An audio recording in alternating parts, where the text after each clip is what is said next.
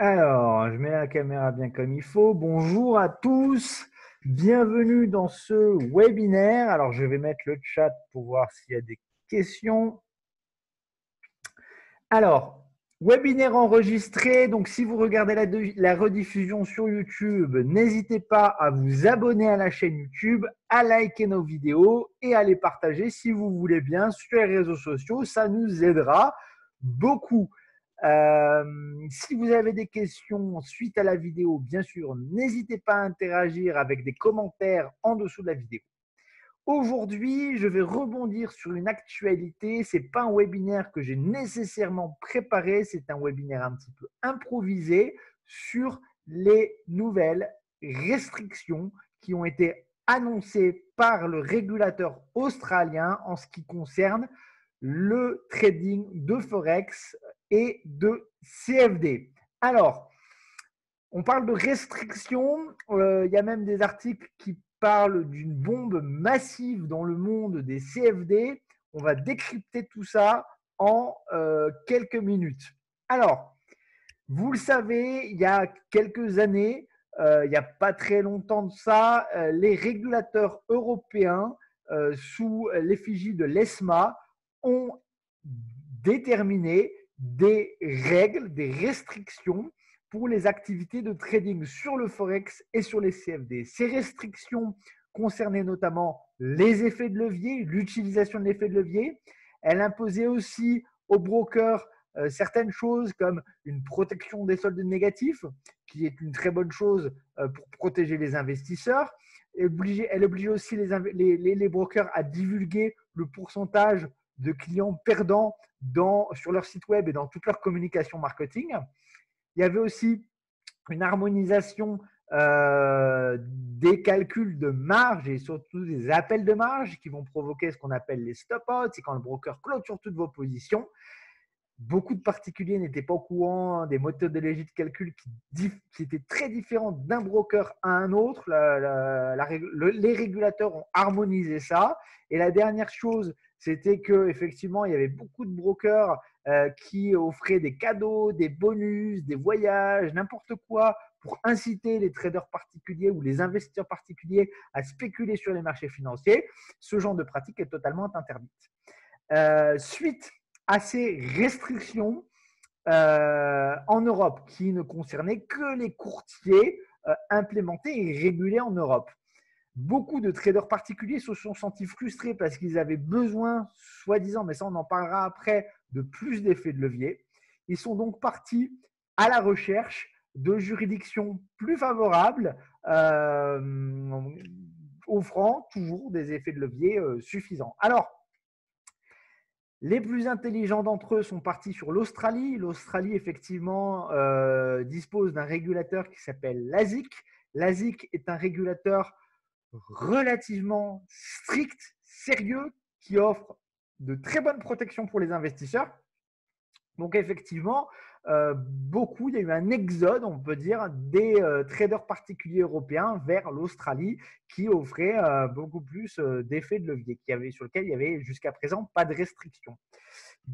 D'autres sont partis sur des zones offshore, je pense notamment à Saint-Vincent et Grenadines, les îles Vierges britanniques, Belize, les Seychelles, Vanuatu. C'est pas le nombre, il y a plein d'îles et de juridictions offshore, c'est pas ça qui manque, qui n'offrent que très peu de restrictions, voire aucune restriction. Mais aussi, attention à la contrepartie, c'est que ces zones offshore n'offrent aucune protection, aucune réglementation parfois. Et si vous avez le moindre problème ou le moindre litige avec votre courtier, dans ce cas-là, vous avez tout perdu, c'est fini, vous ne pouvez pas avoir réellement de recours. Vous le savez, sur le site My Trading Forex, j'offre la possibilité d'être mis en contact avec des avocats. Là, en l'occurrence, si vous n'êtes pas sur un broker régulé, il n'y a aucun avocat même qui pourra vous aider. C'est fini. Donc, réglementation européenne, restriction des leviers, exode vers l'Australie pour les plus intelligents, parce que l'Australie offre quand même de très bonnes protections.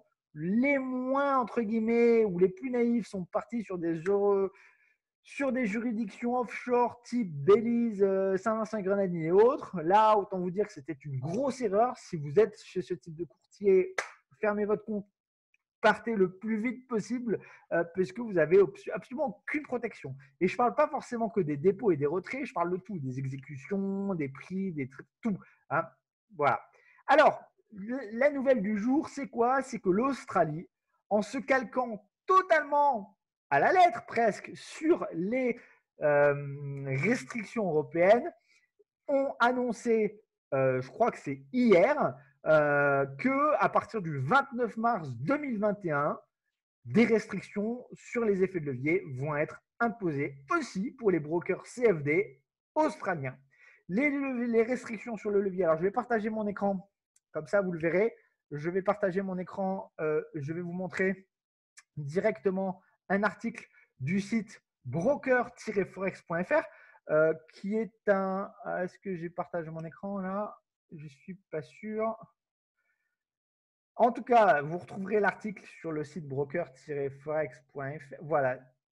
Je partage. Mais alors, est-ce que je suis sur le bon écran? Je ne suis pas sûr. Je pense que oui. Ça, c'est les aléas du live. Bon, je vais arrêter de partager mon écran. Je vais repartager mon écran, m'assurant cette fois-ci d'être à coup sûr sur le bon écran. Voilà, normalement, vous devriez être sur l'article. Voilà. Désolé, c'est les aléas du live. L'Australie, donc ça, c'est le site Broker Forex que je consulte depuis des années. Je connais très bien Ludovic qui gère ce site. Il fait des bons articles sur l'actualité justement des brokers. Alors là, en l'occurrence, on voit que les effets de levier, en réalité, si vous prenez les restrictions qu'il y a en Europe, les restrictions qui vont être appliquées en Australie seront absolument les mêmes, c'est-à-dire 30 points d'effet de levier sur les paires de devises majeures, 20 points sur les paires de devises mineures, l'or ou les plus importants indices boursiers mondiaux, 10 sur les CF, 10 points d'effet de levier sur les matières premières autres que l'or et les indices boursiers mineurs, 5 points sur les actions, 2 sur les crypto-monnaies. On est absolument sur les mêmes restrictions qu'en Europe. En plus de ça, normalisation des appels de marge, comme en Europe, protection des soldes négatifs, comme en Europe, interdit d'offrir des bonus ou quelques cadeaux que ce soit qui va inciter les particuliers à trader. On est pareil qu'en Europe. La seule différence, la seule restriction qu'il y a par rapport à l'Europe, c'est que sur la réglementation australienne, il n'y aura pas d'obligation pour les brokers de divulguer le pourcentage de clients perdants dans les communications marketing et sur leur site internet. Je vous invite à consulter l'intégralité de cet article si vous voulez en savoir plus, mais cette nouvelle va certainement faire beaucoup de bruit parce que, comme je vous le disais, beaucoup de traders particuliers sont partis vers les brokers australiens justement pour bénéficier davantage d'effets de levier. Ce ne sera plus le cas à partir du mois de mars 2021. Gros changement donc. J'arrête de partager mon écran. Gros changement donc. Attention, et c'est pour ça que je fais cette vidéo, c'est principalement pour cette raison. Attention, ne partez pas sur des juridictions genre Saint-Vincent et Grenadines, îles Caïmans, Belize, BVI, Seychelles ou je ne sais quoi. Pourquoi? Parce que déjà 30 points d'effet de levier sur les paires de devises majeures ou 20 d'effet de levier sur le DAX, le CAC, etc., c'est amplement suffisant. J'ai même envie de dire c'est déjà trop. C'est-à-dire que si vous étiez normalement raisonnable sur les marchés financiers, 5 d'effet de levier devraient déjà être largement suffisants. Même peut-être trop. 2, 3, jusqu'à 5, allez, pour les plus spéculateurs. Donc, de toute façon, avec 10, 20 ou 30 d'effets de levier, vous avez déjà largement de quoi faire. N'allez pas chercher les brokers qui vont vous attirer avec des 200, 300, 400, 500 d'effets de levier. Ces brokers qui vont vous attirer, d'une part, ils vont vous attirer dans une juridiction dans laquelle vous perdez tous vos droits, d'une part. Et ensuite, ils vont vous attirer sur des comptes sur lesquels vous avez plus d'effets de levier. Dites-vous bien que ce n'est pas dans votre intérêt.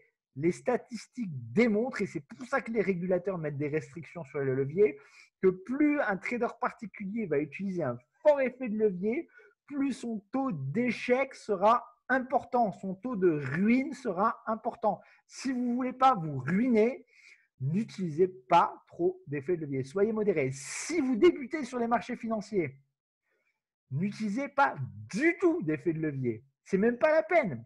Prenez des positions 1 pour 1. J'ai 100 € dans mon compte, je prends des positions de 100 €. Point barre. Et après, si au fur et à mesure vous gagnez en compétences, en connaissances, en compréhension des marchés, après vous pourrez utiliser 2, 3, 5 effets de levier. Voilà ce que je voulais vous dire aujourd'hui. On est vendredi, c'est bientôt le week-end, donc avec quelques heures d'avance, je vous souhaite un excellent week-end à tous. J'ai tenté de faire des vidéos, vous l'avez peut-être vu sur Facebook Live. Malheureusement, le son était médiocre. C'est la raison pour laquelle je fais ce webinaire improvisé qui sera rediffusé sur YouTube. N'hésitez pas à faire passer le message.